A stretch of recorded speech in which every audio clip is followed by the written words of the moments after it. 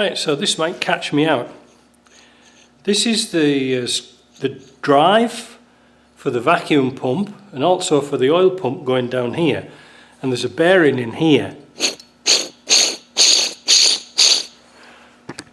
It doesn't sound too nice, does it? So I think we'll get that bearing out. Now, to get it out, there is a snap ring just inside here, and there is another one just inside there.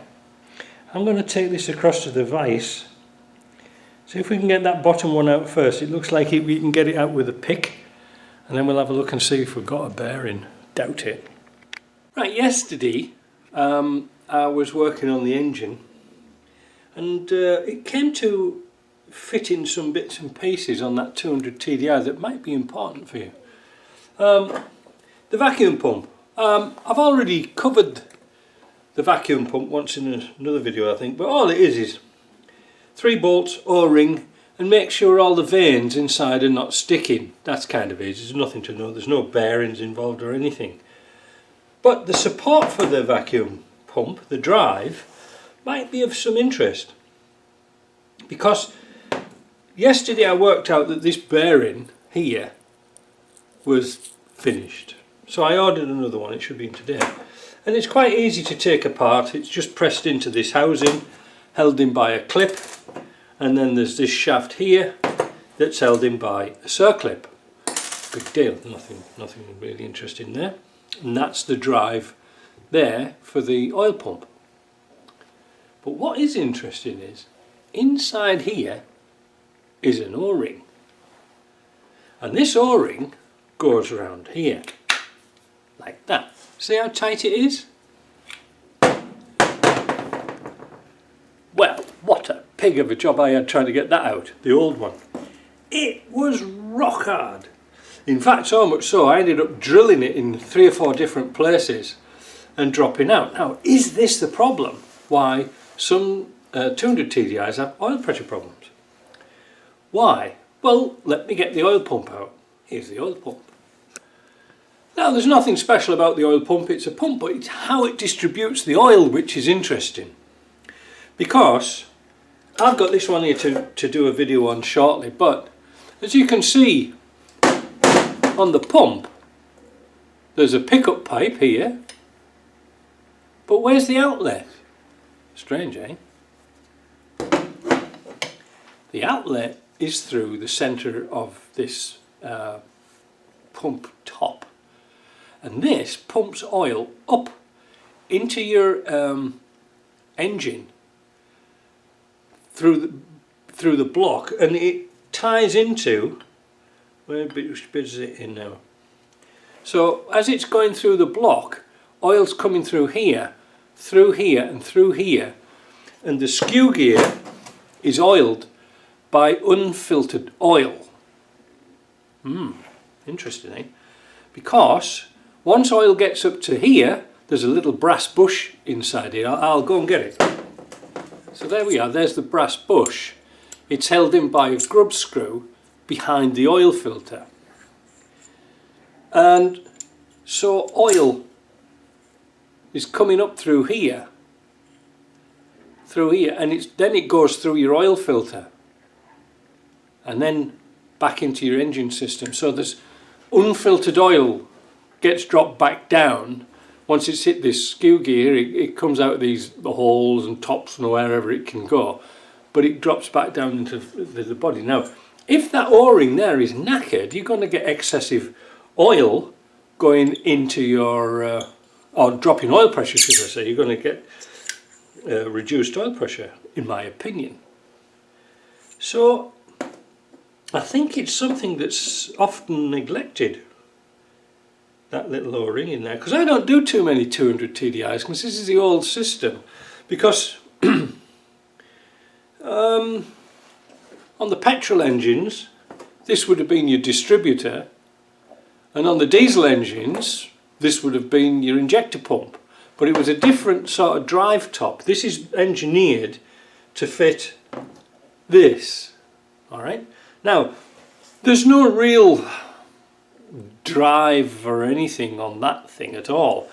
or should I say there's no real strain on it. All it is a shaft going round that's got some oil splashed into it. Yeah, just under there you can see where the oil's gets splashed into the rotor. But that's about it really, and it's just a very, very simple design. But that just one or two things that doesn't come right for oil pressure. You see what I mean? So I think by maintaining oil pressure by checking for these O-rings and checking for this bush to see if there's any looseness on it, we can maintain oil pressure in the 200 TDI. I'm convinced. I'm convinced that's its problem. But what else we're going to do? Well, I'll tell you what. Well, we'll just put these to one side for a minute, because we'll just put these to one side, all these bits here, and concentrate on something else. Let's have a look at this oil pump, because when I took this oil pump apart and cleaned it, construction next door, you can see how the piston has worn. This is not good. Somewhere in my box of bits I have a new piston. So here's a new piston, and here's a little seal kit. So yeah, that's more like it. So you can see what an old one and a new one looks like. This has been tipping. Again, bin. If there's any doubts, throw it out. So this pump has been looked after. It's been, looked at. It's clean. There's no wear on the teeth at all. The clearances are all good. That's the way it should be assembled. There's a hollow here and there's a pin here. That's where the small pin there locates there. So all the oil gets sucked up and sucked in here, pushed up here, and any excess oil is dumped back into the return and goes back. It goes round and round and round. Just make sure that the clearances are within spec here, and that the teeth look good. I mean, they look perfect. Nothing wrong with that. So what we're going to do is go and get our oil can, and we'll put this piston in. Now that's the old spring, because it's polished. You can see that, so that can go out. And we've got two new springs, same height. Right, so that one goes into there.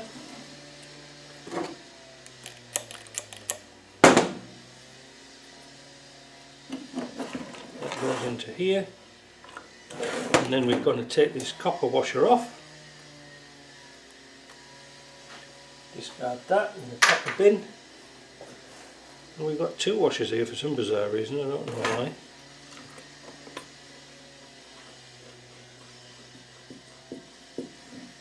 That's that done. We'll tighten that up in a minute. But what we'll do is we'll put some oil inside here, prime it up a bit, and then we'll put the cover on. Put some oil in here.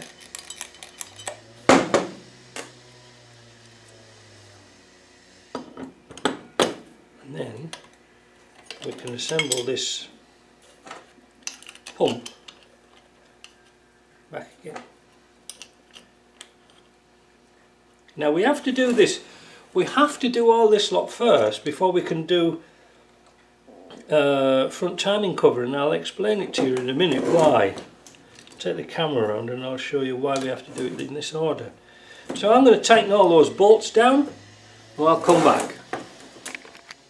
Now, one other mystery whilst we're on this drive here is there's a pin here, a solid pin, and unfortunately it's obsolete now. So that pin drives this gear here. That's what drives it around. All right, so that drives that drive there. But unfortunately, like I say, it's got a couple of flats on it. It's got a flat there and a flat there. Now in the book it says it's a roll pin, but that's a solid pin. And like I say before, it's obsolete now. But could we use a roll pin or two? I don't know, let's go and get some.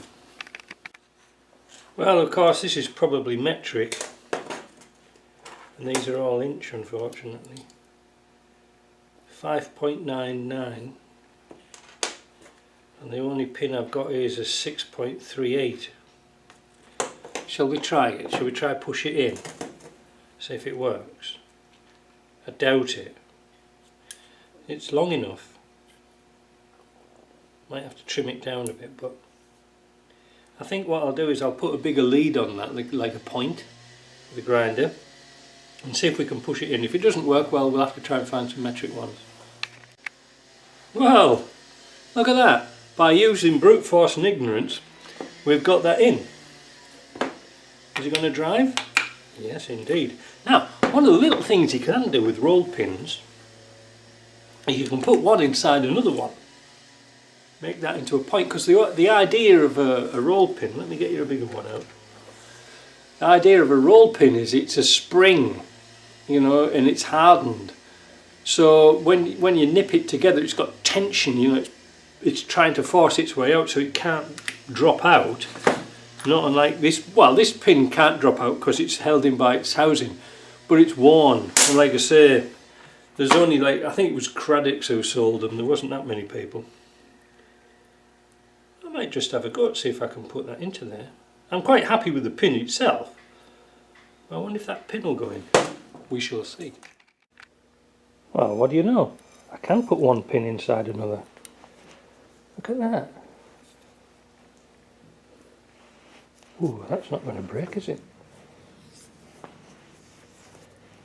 You have to be sort of careful because you don't want it coming out too far. You just want to make sure it goes through, and then we can buff off the ends. But that's okay. I'll show you in a minute. Well, that's that pushed in. So now we've got one inside another. So it's going to be super strong. And then when we put the bearing on, the bearing will cover over that pin so it can't drop out. So I'm pleased with that. And because they're hardened steel, you have to use a little buffer to buff them off. You can't file them, unfortunately, but that's got us out of a bit of a pickle. Pleased about that. So the next thing is we wait for the bearing.